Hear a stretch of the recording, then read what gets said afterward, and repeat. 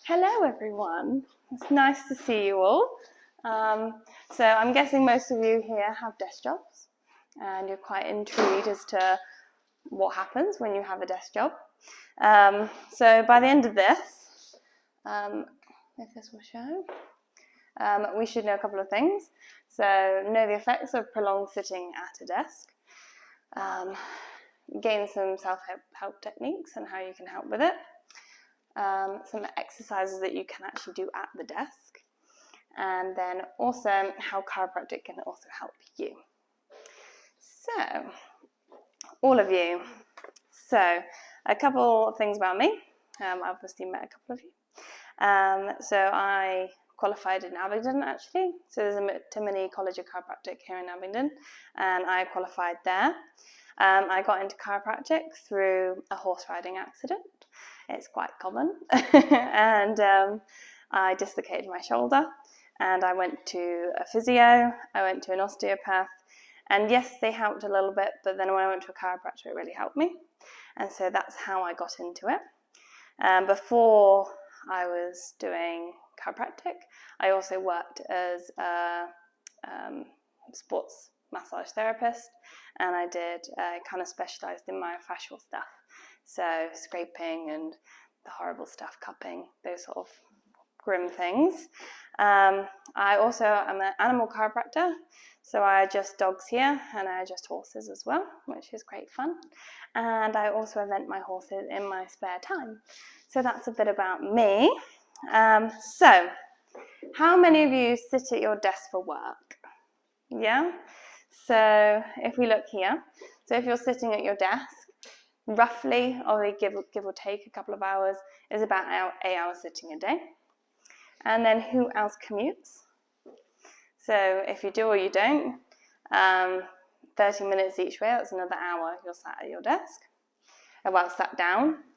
And then who sits down in the evening and watch telly?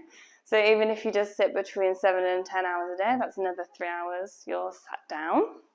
And so in total, 12 hours a day. And you don't think about it all at once, but when it soon adds up. And so we actually are very good at sitting down as people, even though our bodies aren't really designed for it. And so I was looking at some studies, and so they actually they did a study where they compared adults that sat down for less than 2 hours a day, compared to ones that sit more than 4 hours a day. So 4 hours isn't really that much, but they learned that you have 125% increased risk of events associated with cardiovascular disease from just sitting down, which is quite a scary fact. But if we think about it, you're sat down, so your heart's not working very effectively, and you're not circulating blood. So if we think of ourselves as water, for example, which we are 70% water anyway, when you have a nice flowing river, let me have a look. You have nice greenery, everything runs through, and you have clear water. When you have a pool that's stagnant, it just becomes really gross. And so if you think of it that way, when you're moving, everything else is moving. And everything in your body is circulating, your digestive system's working better, your connection between your brain and your body is working better. And so you can either be that flowing river or that stagnant pool. So, here, anyone have any ideas why sitting might be so bad for you, other than the cardiovascular? Anyone? Yeah? So spine and posture. So when you're actually sat down, it increases compressive forces on your spine by 10 times as much as it would if you're standing up. And so you're prone to things like degenerative disc disease and arthritis around the spine. So a couple of other things, exactly what I said before. So your heart and your cardiovascular system work more effectively when you're stood up. It's having to push things around the body, and so it just works more effectively. Your bowels function better, again, because it's pushing things around, and your blood and oxygen, nutrients are getting to your bowel and bladder and everything like that. And like I just said, the compressive forces. It slows down your metabolism and your sugar breakdown, so you have 112% higher risk of gaining diabetes because you're not breaking down sugar and you're not breaking down other nutrients in your body as effectively. Your muscles become imbalanced, so when you're sat down, you're like this, and so if you think of it this way, all of these muscles are going to get elongated all the time. These muscles here are contracted all the time. And so over time, they'll become more unbalanced. After you've been sat down for about 20 minutes, your glutes switch off. And when your glutes switch off, they become weaker. So things like people getting back pain can also contribute to that, because when you bend down and lift something off the floor, what should happen is your glutes and your hamstrings should engage first. When they start becoming weak, your back takes that load for it. So when you're bending down, your back starts to work more effective, harder. It works harder because it's trying to compensate for the fact your glutes aren't working as much. So people can get back pain just because their glutes aren't firing. And then, again, chronic low back pain in a study was linked to that sitting behavior. Cool. So another thing people do is staring at computer screens. So strain your eyes, it harms your vision. People tend to get headaches, that's stress headaches and things like that. And also it messes with your internal clocks because that light is coming in at different times and it's more frequent.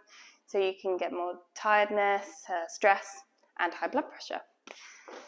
So again, another thing. So, movement and exercise, there's a difference. Exercise is a very modern thing. It's what we do.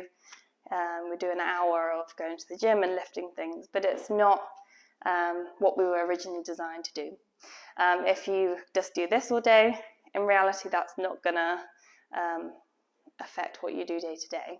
If you just go to the gym and do a deadlift, again, it's not going to affect what you do day to day. Yes, you're going to get some areas that are stronger, but overall you don't get that balance.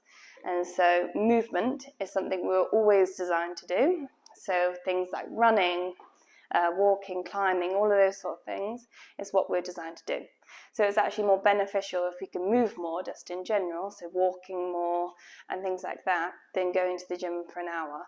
Although it's wonderful, and I praise everyone for going and doing the exercise at the gym, doing general movement is a lot better for you. So, what else? So yes, physical activity contributes to over 3 million preventable deaths worldwide each year, which is a very scary fact. And then here, neck pain. So obviously a lot of people have a forward head carriage, and most of you have had your posture picture done, and it's quite scary.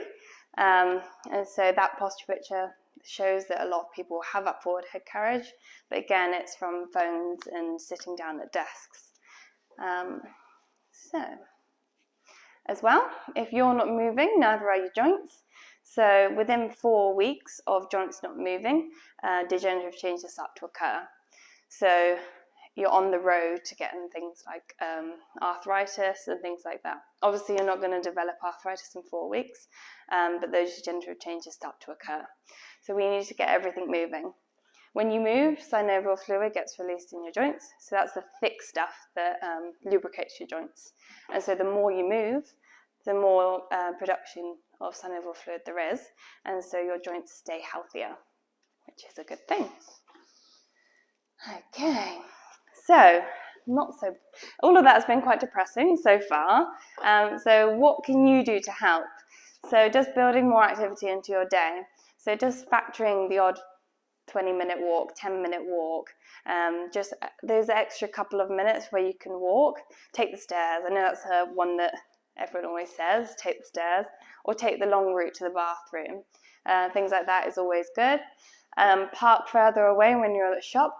I'm guilty of it occasionally. I'll park close as I can to the front door, especially in this cold weather, but start to park further away, so you have to walk further into the shop.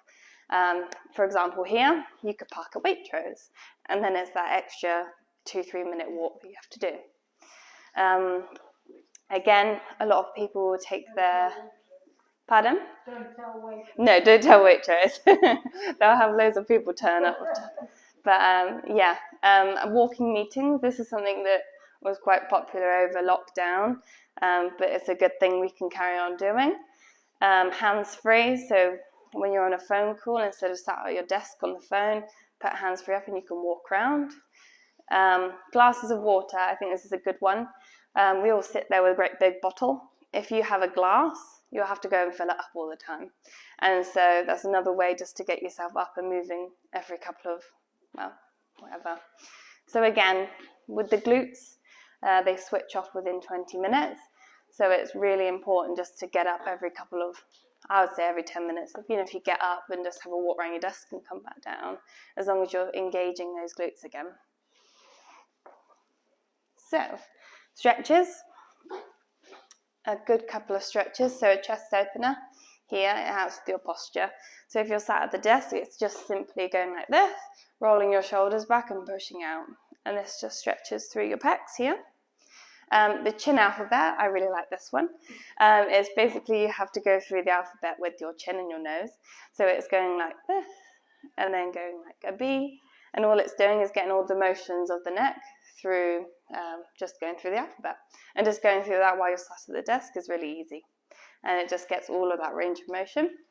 So a quad stretch, a simple one you can do when you're sat at the desk, and you can hold onto the desk if you're feeling unbalanced.